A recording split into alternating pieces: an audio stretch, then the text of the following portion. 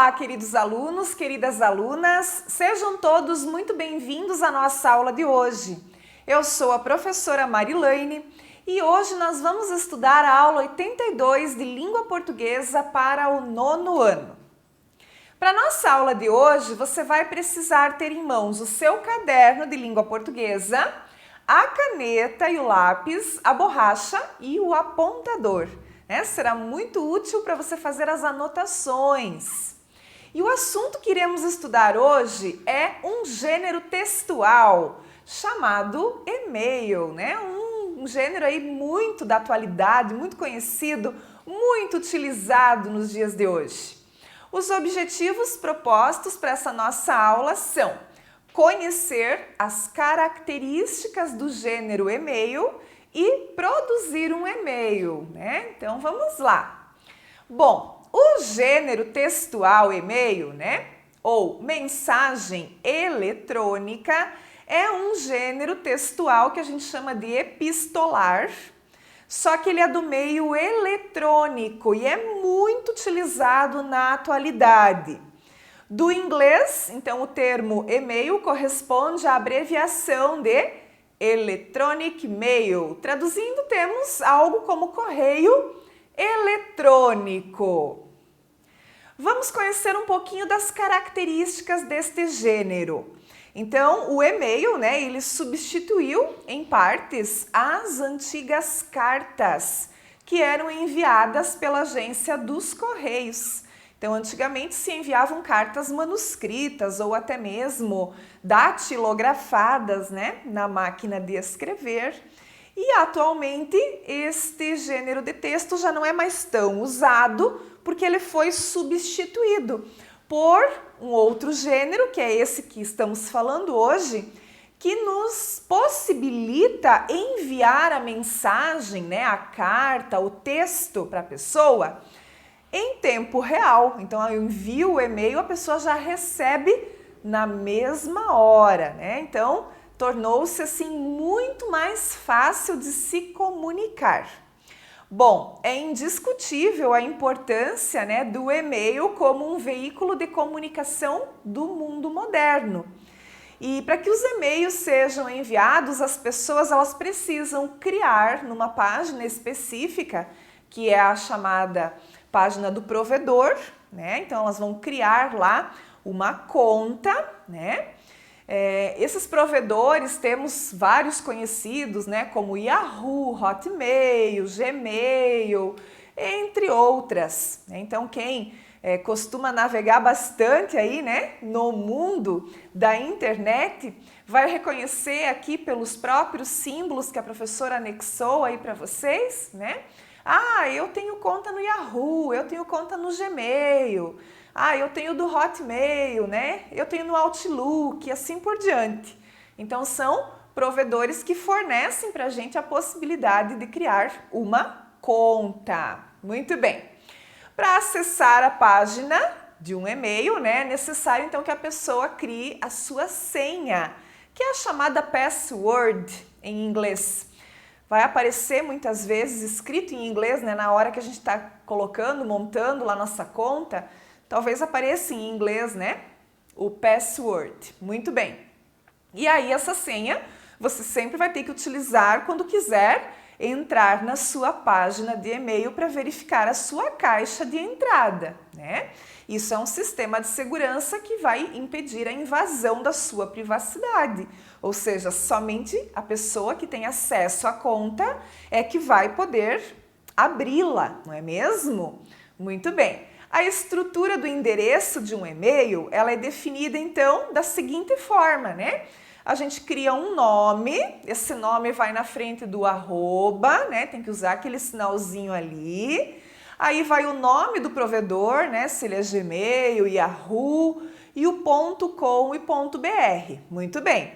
O termo, então, o com, ele vai indicar que a conta é uma palavra comercial. E o BR, que significa a sigla do país, no caso o Brasil. E aquele símbolo ali, que a gente chama de arroba, ele é necessário para quê, gente? Para que o endereço de e-mail ele seja identificado lá no sistema de computadores. Então, essa é uma forma padrão, né? Vamos dizer assim, para se criar uma conta de e-mail. Muito bem. Embora seja bastante usado de forma pessoal, né, no âmbito pessoal, os e-mails eles também são muito, mas muito utilizados pelas empresas, né, instituições, associações. Então, é muito utilizado nas empresas, até para que um setor possa se comunicar de forma mais rápida, né, com outro, tá? Dependendo da proximidade entre o emissor, que seria o remetente, né, e o receptor, que é o destinatário, a linguagem, ela pode ser uma linguagem formal ou informal. Então, é bem importante, né, você ter essa clareza. Digamos que você vai escrever um e-mail para seu amigo, né? Com esse amigo você tem uma proximidade, você tem uma intimidade, então lá você vai poder fazer uso de uma linguagem mais informal. Agora, você está dentro de uma empresa, você é de um setor e precisa encaminhar um e-mail lá para o outro setor da empresa. Ali você fará uso de uma linguagem mais formal. Então, você vai adequar a linguagem, né, da produção do seu e-mail de acordo com o destinatário da sua mensagem. Né? Se você tem intimidade ou não, ou proximidade ou não, então você tem que fazer essa adequação na linguagem. Muito bem. Assim como as cartas, né, o e-mail, ele pode ter no final do corpo da mensagem um pós-escrito, que a gente pode usar a sigla PS, que indica informações ou observações que o emissor gostaria de acrescentar, ele esqueceu, então ele faz lá embaixo alguma observação, né? Geralmente os e-mails, eles são textos curtos e objetivos, né? Não precisa ficar escrevendo muita coisa, geralmente ele é curtinho, né? E ele segue uma estrutura muito parecida com a estrutura da carta. Mesmo assim, ainda podem ser comparados até a pequenos bilhetes, né? Porque, como eu falei para vocês, ele deve ser curto e objetivo. Então, vamos falar um pouquinho da estrutura de um e-mail, tá? Então, a estrutura, né, desse tipo de texto, por ser parecido com a carta, ele vai ter lá em cima, né, um assunto que a gente precisa colocar quando vai mandar o e-mail para alguém. É importante que você coloque o assunto. O assunto pode ser uma palavra, uma pequena frase, né? Para que a pessoa, quando receba o seu e-mail, ela saiba do que se trata. Muito bem, é o tema, né? E esse tema, esse assunto, ele é preenchido lá em cima na caixa de diálogo, né? Que vai aparecer antes do corpo da mensagem. Muito bem. Aí vem o tal do vocativo. O vocativo, que é aquele chamamento, aquela interpelação que a gente faz, né, para o nosso interlocutor. Então, já lá na parte onde você vai digitar a mensagem, a primeira coisa é você usar um vocativo, é você interceptar o seu receptor, não é mesmo? E aí já começa a primeira parte, então, daquela adequação da linguagem.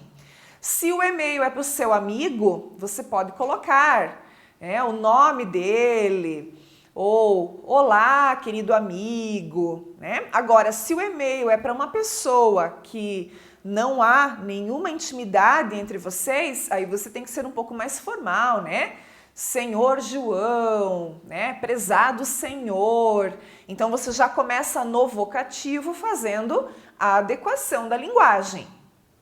O texto, então depois do vocativo vem a parte mais importante, né? Que é o corpo do texto, ou o corpo da mensagem, onde você vai colocar as informações que você quer, né, passar para outra pessoa. Muito bem. Terminou de escrever tudo o que você queria, vem a despedida. A despedida, ela indica a finalização dessa mensagem, com expressões de despedida, que na linguagem mais formal pode ser um atenciosamente, saudações, né? Estou à sua disposição, enfim. E na linguagem mais informal pode ser algo como beijos com carinho, carinhosamente, né? Dependendo então para quem é este e-mail, né? E ainda a assinatura, que vai o seu nome, né? No final da mensagem, daí terminou a despedida, vai colocar lá o seu nome, né? Muito bem. Como eu falei, da adequação da linguagem, se for mais formal, é adequado que você escreva seu nome completo. Se for mais informal, você pode até abreviar o nome, pode usar um apelido, né? Aí tudo vai depender, né, da relação existente entre o emissor e o receptor da mensagem. Então, basicamente, a estrutura, né, do que você vai escrever num e-mail vai obedecer à mesma estrutura de uma carta. Só que a diferença é que você vai estar digitando isso, né, e enviando instantaneamente para a pessoa. Muito bem.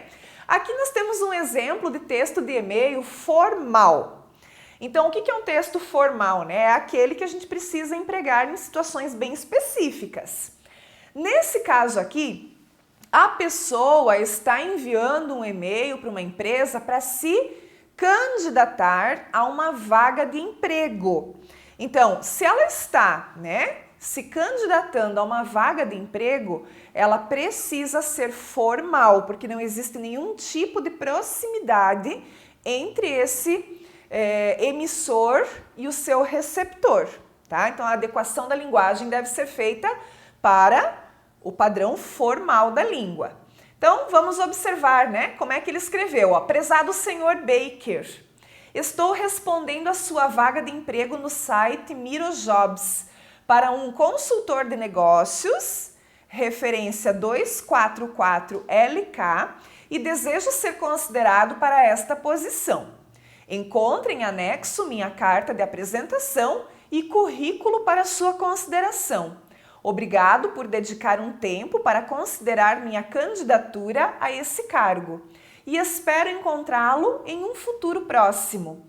Com os melhores cumprimentos, Eric Scott. Então, olha só aquilo que a gente falou, né, pessoal? Texto curto e objetivo. Ele fez aqui em cima o vocativo já, né? Prezado senhor Baker. Ele foi formal, ele colocou aqui na frente uma expressão, né, de formalidade. Ele foi objetivo na sua mensagem, foi extremamente formal e no finalzinho ali ele se despediu com a expressão com os melhores cumprimentos e assinou o seu nome completo, né? Então, dessa forma, a gente consegue visualizar essa linguagem mais formal sendo empregada aqui nesse tipo de texto. Agora vamos ver um exemplo, né, de um texto de e-mail mais informal, né? Ou seja, existe aqui uma proximidade entre a locutora e a sua interlocutora. Muito bem, então vamos ver. Oi Marina, tudo bem? Já li o livro que você me emprestou, Branca de Neve e os Sete Anões. Vamos fazer uma dramatização sobre essa história? Tenho uma boa ideia para isso. Você já começou a estudar para as avaliações? A gente podia combinar de estudar juntas depois da aula, o que acha? Amanhã combinamos tudo na escola. Beijos, Fátima. Então aqui a gente percebe claramente que existe, né, essa relação de proximidade. Tratam-se de duas amigas que estudam juntas, né, a Marina e a Fátima. E aí a Fátima está enviando, né, um e-mail para a Marina para falar sobre o livro e combinarem, né, de fazer um trabalho sobre esse livro lido. E aí ela pergunta mais algumas coisas ali sobre provas.